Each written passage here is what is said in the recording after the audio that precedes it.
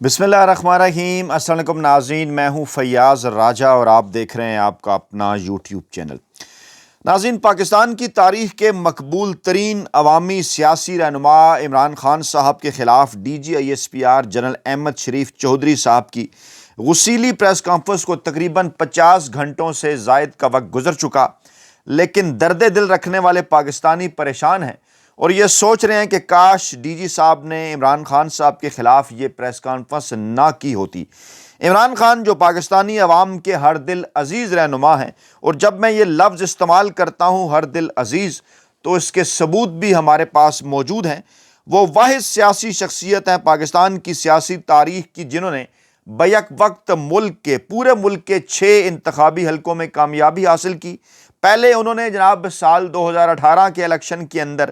5 میں سے 5 حلقوں میں کامیابی حاصل کر کے ذوالفقار علی بھٹو صاحب کا 5 میں سے 4 حلقوں میں کامیابی حاصل کرنے کا ریکارڈ توڑا۔ پھر انہوں نے ضمنی انتخابات کے اندر 7 میں سے 6 حلقوں میں کامیابیاں حاصل کر کے 5 کامیابیاں حاصل کرنے کے ریکارڈ کو مزید بہتر کیا، اور پاکستان کے وہ واحد رہنما ہیں کہ جن کی سیاسی جماعت پاکستان تحریک انصاف نے سال 2024 کے الیکشن میں پہلی مرتبہ، یعنی پوری انتخابی تاریخ میں پہلی مرتبہ 3 کروڑ سے زائد ووٹ لیے 180 نشستیں لیں۔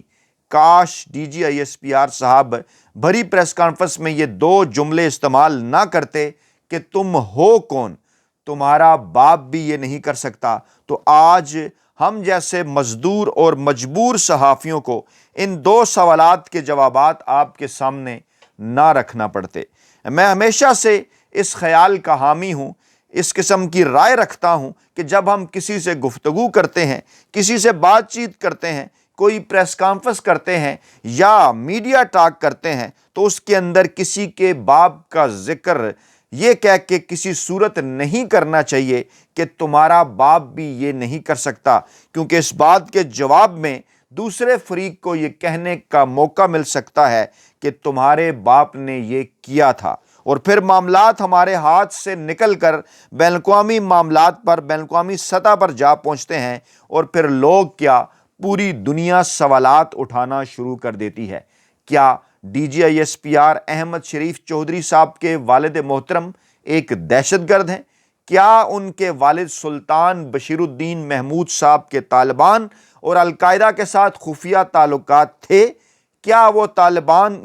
طالبان رہنما ملا عمر اور القاعدہ رہنما اسامہ بن لادن سے خفیہ ملاقاتیں کرتے رہے ہیں؟ یہ سوالات اس لیے بھی اہم ہو جاتے ہیں کہ ماضی میں پاکستانی اسٹیبلشمنٹ کی وجہ سے پاکستان کی حکومت کی بے شک طالبان ہوں، القاعدہ ہوں، ملا عمر ہوں یا اسامہ بن لادن ہوں، ان کے متعلق جو بھی پالیسی رہی ہو، چاہے وہ انہیں مجاہد سمجھا کرتے رہے ہوں، پاکستان کی آج کی اسٹیبلشمنٹ اور قابل احترام محترم جناب فیلڈ مارشل عاصم منیر صاحب کی جو پالیسی ہے، اسٹیٹ پالیسی، اس پالیسی کے مطابق افغان طالبان، ملا عمر اور ان کے حمایتی جو ہیں، وہ اس وقت پاکستان میں اسٹیٹ پالیسی کے مطابق دہشت گرد ہی کہلاتے ہیں۔ میرا دل خون کے آنسو روتا ہے جب میں اس حوالے سے تحقیق کرتا ہوں تو میرے سامنے اقوام متحدہ کی ویب سائٹ کا ایک صفحہ آ جاتا ہے، میرے پاس روزنامہ نوائے وقت کی ایک خبر آ جاتی ہے،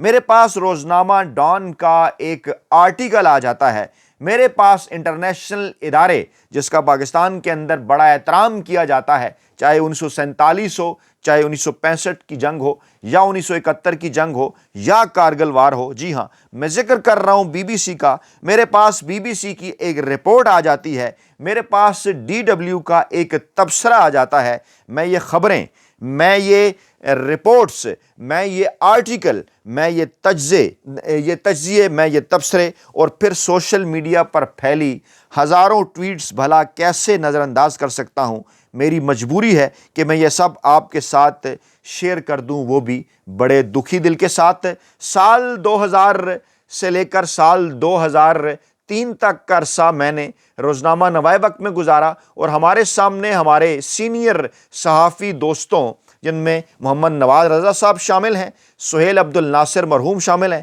کیا کمال شخصیت تھے، ان سے ہم نے بہت کچھ سیکھا، ان کا لیا گیا ایک انٹرویو جو کہ انہوں نے DGISPR صاحب کے والد سلطان بشیر الدین محمود صاحب سے لیا تھا، وہ ذکر کرتے ہیں کہ پاکستان کے ایٹمی پروگرام کے ایک معمار اور نامور ایٹمی سائنسدان اور انجینئر سلطان بشیر الدین محمود نے انکشاف کیا ہے کہ اسامہ بن لادن ایٹمی ہتھیاروں کے اصول کے موضوع میں دلچسپی رکھتے تھے، اور میں نے ملاقات کے دوران ان سے کہا یہ آپ کے بس کی بات نہیں، یعنی انہوں نے اس بات کو تسلیم کیا کہ انہوں نے اسامہ بن لادن سے ملاقات کی تھی، اور پھر انہوں نے کہا کہ میں نے امریکہ کی تحقیقاتی ٹیموں سے بھی کہا کہ جنگل اور پہاڑوں میں رہائش پذیر اسامہ بن لادن کس طرح ایٹم بم جو ہے وہ بنا سکتا ہے۔ اچھا، اس کا ایک کانٹیکسٹ تھا، اس قسم کی باتیں انہوں نے کیوں کی، باقاعدہ طور پر اس حوالے سے ایک پوری تفصیل ہے اس انٹرویو کے اندر۔ میں ان تفصیلات میں کچھ چیزیں آپ کے سامنے رکھنے جاتا ہوں۔ انہوں نے ایک سوال کے جواب میں کہا کہ مجھے معلوم نہیں کہ کن وجوہات کی بنا پر کہوٹہ پروجیکٹ سے مجھے الگ کیا گیا، میرے مخالفین میرے بارے میں قادیانی ہونے کا پروپیگنڈا کرتے رہے، جبکہ اللہ تعالیٰ کے فضل و کرم سے میں مسلمان ہوں اور مجھے مسلمان ہونے پر فخر ہے۔ اور پھر یہی جب آگے بڑھتا ہے جناب انٹرویو، تو اس انٹرویو کے آگے وہ کہتے ہیں کہ میں نے ملک میں منی ریئیکٹرز لگانے کی تجویز پیش کی، ایٹمی توانائی کمیشن کے حکام مجھ سے نالاں ہو گئے کہ میں نے خلاف قاعدہ کام کیا ہے، اکثر و بیشتر مجھے اوپر سے ناراضگی کے خطوط موصول ہوتے رہے، پھر میں نے ریٹائرمنٹ لے لی کیونکہ مشورہ تھا کہ مجھے مزید تنگ کیا جائے گا، اور میں نے ایٹمی توانائی کمیشن کو چھوڑا۔ اس کے بعد میں نے ان تنصیبات کو میں نے نہیں دیکھا۔ لیکن پھر انہوں نے ایک سوال کے جواب میں کہا کہ اقوام متحدہ کی سلامتی کونسل نے کہ ان کے کہنے کے اوپر جناب 9/11 کے بعد میں دوبارہ زیر حراست، دو بار زیر حراست رہا، لیکن میرے خلاف ہونے والی تحقیقات کے نتیجے میں میں بے گناہ ثابت ہوا۔ یہ ان کے الفاظ ہیں، ان کا موقف ہے، لیکن اس پر مزید تحقیق بھی ہم نے کی۔ انہوں نے ایک سوال کے جواب میں کہا کہ جناب میں سیاستدان ہوں لیکن میں مسلمان بھی ہوں، اور جب میں ایٹمی توانائی کمیشن سے ریٹائر ہوا تو میں نے امہ تعمیر نو کے پلیٹ فارم سے کام کیا۔ اب یہ وہ تنظیم ہے امہ تعمیر نو جسے دہشت گرد قرار دیا گیا، اور باقاعدہ UN کی اقوام متحدہ کی ویب سائٹ پر میں ابھی آپ کو دکھاتا ہوں اس حوالے سے، اور سلطان بشیر الدین محمود صاحب کے حوالے سے انفارمیشن موجود ہے، ان کا ذکر ہے وہاں پہ، انہیں دہشت گرد قرار دیا گیا، اور یہ بڑے دکھ اور افسوس کی بات ہے ایسا کیوں کر ہوا۔ لیکن بہرحال انہوں نے کہا جناب کہ اقوام متحدہ کی سلامتی کونسل نے امہ تعمیر نو کو ایک دہشت گرد تنظیم قرار دے دیا، اس حوالے سے میں بھی دہشت گرد ٹھہرا۔ یہ اب ان کے اپنے الفاظ میں آپ کے سامنے رکھ رہا ہوں، یہ خود سے میں کوئی بات نہیں کر رہا، اقوام متحدہ کی ویب سائٹ کے اوپر لکھا ہوا ہے، اور ہمارے سینئر صحافی دوستوں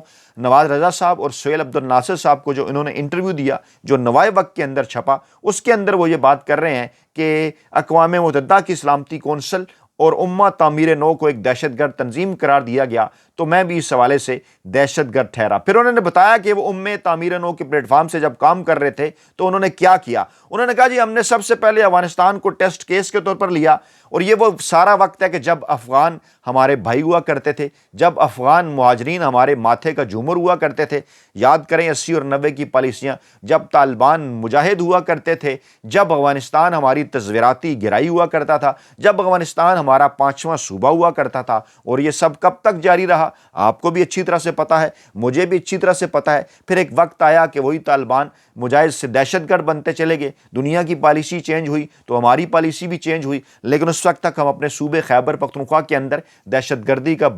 بیج بو چکے تھے۔ آج جس کا الزام ہم خدا نخواستہ عمران خان صاحب اور پاکستان تحریک انصاف کے اوپر لگاتے ہیں، اس کی جڑیں تو جناب ہم کیا کریں، تاریخی حقائق یہی بتاتے ہیں کہ ہماری اسٹیبلشمنٹ کی پالیسیوں کی طرف جاتی ہیں۔ خیر، انہوں نے کہا کہ میں نے افغانستان کو میں نے ٹیسٹ کیس کے اوپر لیا، افغانستان کی سائنسی میدان میں بحالی کے لیے میں نے کام کیا، مسلم امہ کو میں نے متحد کرنے کی کوشش کی، میں نے تجویز پیش کی کہ پاکستان اور افغانستان کی اکنامک یونین قائم کی جائے۔ جناب موجودہ DGISPR کہ کیا اس وقت افغانستان کے حوالے سے خیالات ہیں، اور ہونے بھی چاہیے، ڈیفینیٹلی وہ پاکستان کے اوپر حملے کر رہے ہیں، اور ان کے والد صاحب کے کیا خیالات تھے کہ افغانستان کے ساتھ مل کر پاکستان کو ایک مشترکہ اکنامک یونین قائم کرنی چاہیے، دونوں ملکوں کی کرنسی ایک ہی ہو، یعنی وہ تو مزید اگلے قدم کے اوپر جا کر سوچ رہے تھے۔ انہوں نے کہا جناب میری 2 بار ملا عمر سے بھی ملاقات ہوئی، اور میں نے جناب ملا عمر سے جب ملاقات کی تو میں نے انہیں بھی اسی قسم کا جو ہے وہ مشورہ دیا، اور 9/11 کے بعد حراست میں لیے جانے کے بعد تحقیقات کے بارے میں ایک سوال کے جواب میں کہا گیا کہ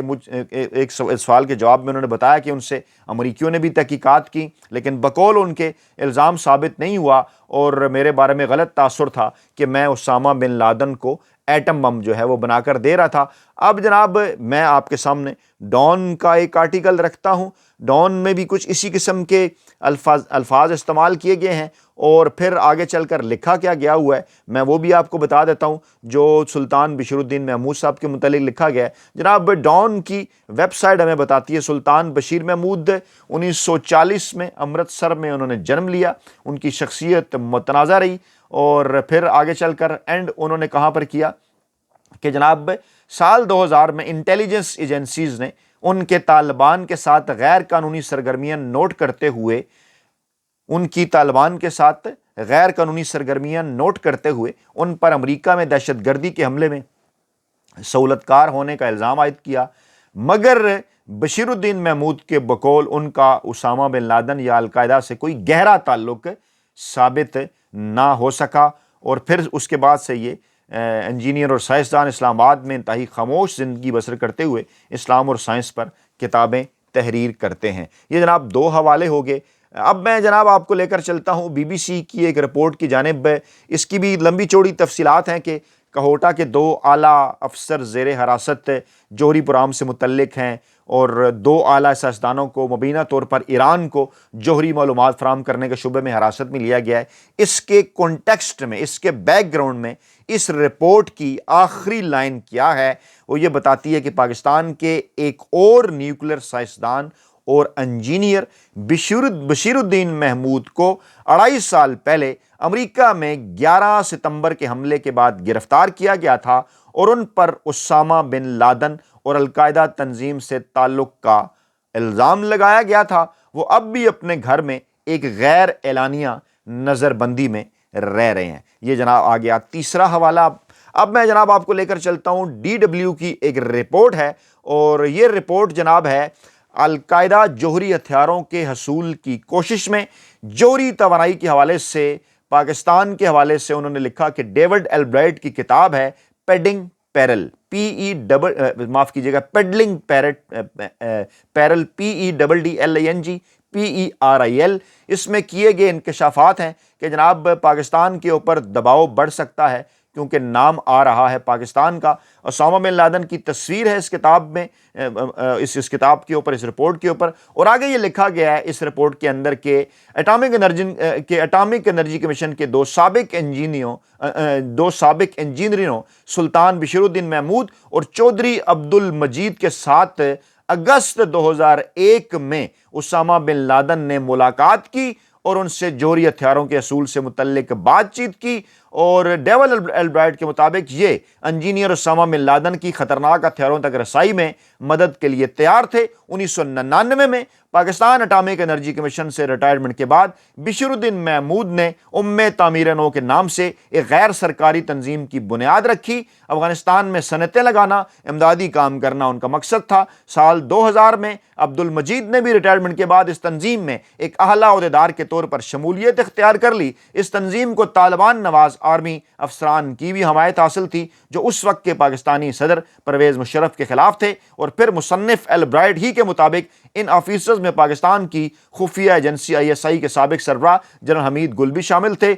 تعمیر نو ان چند غیر سرکاری تنظیموں میں سے ایک تھی جس کو افغانستان میں کام کرنے کی اجازت ملا عمر صاحب نے خود دی تھی، لیکن کہا یہ جاتا ہے کہ فلائی کاموں کی آڑ میں تعمیر نو نامی یہ تنظیم القاعدہ کو جوہری ہتھیاروں کی کوشش کرنے میں فراہمی کرنے کی کوشش میں مدد کر رہی تھی، اور ان غیر سرکاری تنظیموں کا مقصد عالمی سطح پر جوہری ہتھیاروں کو پھیلانا تھا۔ ڈیوڈ البرائٹ کی کتاب میں یہ انکشاف بھی کیا گیا ہے کہ جناب تعمیر نو تنظیم نے لیبیا کو بھی کیمیائی اور جوہری ہتھیار فراہم کرنے کی پیشکش کی، اور پھر یہ اس کتاب کے مطابق اسامہ بن لادن پہلے بھی اسی کوشش میں تھے، اور پھر آگے چل کر مزید اس کی تفصیلات ہیں، لیکن بہرحال اس رپورٹ کے اندر نام ہے جناب ان کا سلطان بشیر الدین محمود صاحب کا۔ یہ 4 میں نے آپ کے سامنے حوالے رکھے ہیں، اور اب آخری حوالہ سکرین پہ میں آپ کو اقوام متحدہ کی ویب سائٹ سے دکھانے جا رہا ہوں۔ بڑے بوجھل دل کے ساتھ یہ سیکیورٹی کونسل آپ پڑھ سکتے ہیں، دیکھ سکتے ہیں، یہ سیکیورٹی کونسل کی ویب سائٹ ہے، اور اس کے اندر جناب محمود سلطان بشیر الدین یہ نام آپ کو اوپر دیکھیں، اوپر گرین ہے، نیچے یہ جو بولڈ وائٹ لکھا ہوا ہے ان کا نام ہے محمود سلطان بشیر الدین، اور نیچے جناب in accordance with the paragraph 13 of resolution فلاں فلاں فلاں پوری اس کی تفصیلات ہیں۔ Mahmood Sultan Bashiruddin, date on which the narrative summary became available, committee website, سب کچھ ہے، ایڈیشنل انفارمیشن، اور پھر نیچے جا کے تعمیر نو کا بھی ذکر ہے، انہی کا بھی ذکر ہے جناب وہ مجید صاحب کا بھی، جن کا میں نے آپ کے سامنے مجید عبد الچودھری صاحب کا ذکر ہے، دیگر لوگوں کا بھی ذکر ہے، یعنی یہ تمام تر حقائق ہمیں یہ بتاتے ہیں۔ اب ہم اس پر کسی صورت یقین کرنے کے لیے تیار نہیں ہیں، آپ بھی اس حوالے سے کوئی بھی رائے رکھ سکتے ہیں، لیکن بہرحال میں نے کہا نا کہ جب آپ کسی بھی گفتگو کے اندر، کسی بھی پریس کانفرنس کے اندر، کسی بھی میڈیا ٹاک کے اندر، کسی بھی عوامی سیاسی رہنما ہو یا کوئی بھی ہو، جب اس کے متعلق آپ اس قسم کے الفاظ استعمال کریں جو کہ انتہائی افسوسناک ہیں کہ تمہارا باپ بھی یہ نہیں کر سکتا، تو لوگ کو اس بات کا موقع مل جایا کرتا ہے کہ وہ بھی آپ کے باپ تک پہنچ جایا کرتے ہیں۔ ہم اس بات کی خواہش کا اظہار کرتے ہیں کہ اللہ تعالیٰ پاکستان میں امن اور شانتی لے کر آئے، پاکستان میں اداروں اور پاکستان تحریک انصاف کے درمیان محبت لے کر آئے، اور اس کے لیے ہم سب کا کوشش کرنا فرض ہے۔ اپنا بہت خیال رکھیے گا، دعاؤں میں یاد رکھیے گا۔ نئی ویڈیو کے ساتھ جلد حاضر ہوں گے، اللہ نے کے بعد۔